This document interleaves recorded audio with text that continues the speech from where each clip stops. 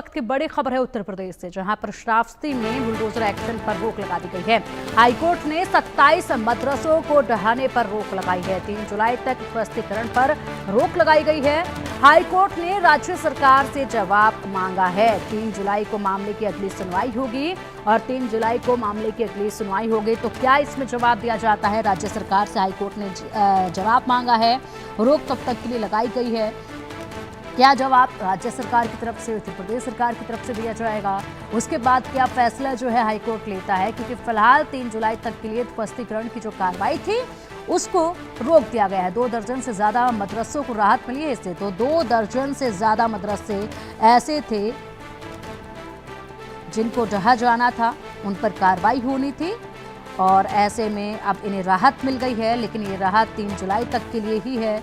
उसके बाद क्या कुछ इसमें बड़े अपडेट सामने आते हैं, इस पर सबकी निगाहें बनी हैं। और सबसे बड़ा सवाल इस वक्त यही कि राज्य सरकार से जो जवाब मांगा गया है, जो जवाब तलब करने के लिए कहा गया है, उसमें क्या कुछ जवाब जो है राज्य सरकार इन मदरसों को लेकर देती है? क्योंकि उस पर बहुत कुछ निर्भर है, उसी पर निर्भर है कार्रवाई आगे की क्या हो सकती है, किस तरीके से यहाँ पर जो है बड़ा एक्शन लिया जा सकता है, क्या ये राहत आगे जारी हो सकती है, इस पर भी सबकी निगाहें हैं। फिलहाल आज ईद का त्यौहार भी है, बकरा ईद भी देश भर में मनाई जा रही है और उसी बीच बड़ी राहत जो है वो दे दी गई है।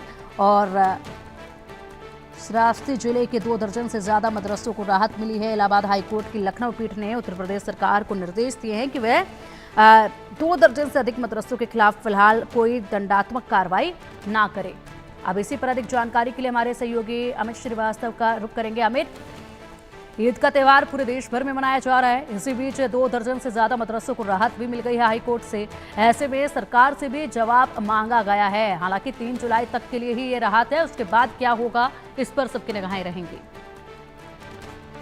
जी बिल्कुल, इलाहाबाद हाईकोर्ट की लखनऊ बेंच का एक बड़ा फैसला है।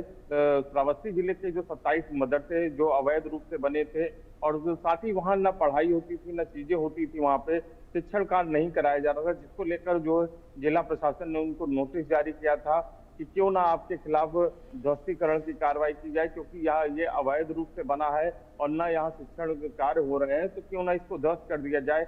इसी को लेकर जो 27 जो मदरसे थे वो इलाहाबाद हाईकोर्ट की लखनऊ बेंच का रुख किए थे और वहां उन्होंने मांग की थी कि इस पर रोक लगाई जाए और ये जो ध्वस्तीकरण का जो आदेश है ये गलत तरीके से दिया गया। उनके तमाम जो दलीलें थी वो कोर्ट में रखी गई। उनके जो अधिवक्ता थे उन्होंने इस पूरे मामले पे अपनी बहस करी है। राज्य सरकार की तरफ से भी अधिवक्ता जो थे वो भी पेश हुए, उन्होंने भी अपनी अपनी बातें रखी, जिसपे जो इलाहाबाद हाईकोर्ट के लखनऊ बेंच के जो जस्टिस है जसप्रीत, उन्होंने बड़ा एक कह सकते हैं राहत दी है।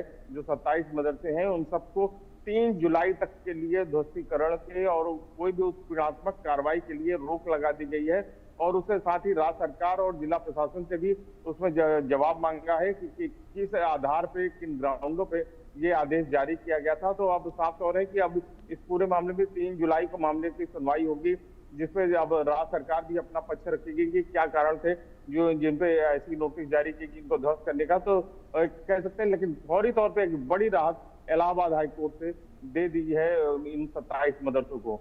जी बिल्कुल, बड़ी राहत यहाँ पर मिली है और तब तक के लिए कोई कार्रवाई नहीं होगी। लेकिन फिलहाल राज्य सरकार क्या जवाब देगी, क्या इस पर कहा जाएगा, क्या तैयारियां जो हैं वो चल रही हैं, इसको लेकर कोई जानकारी सामने आ रही है क्या? क्योंकि ये फैसला भी जो सामने आया है, राहत जो दी गई है, उसके बाद बहुत कुछ टिप्पणियां जो हैं वो सुनी जा रही होंगी ग्राउंड जीरो पर इस वक्त।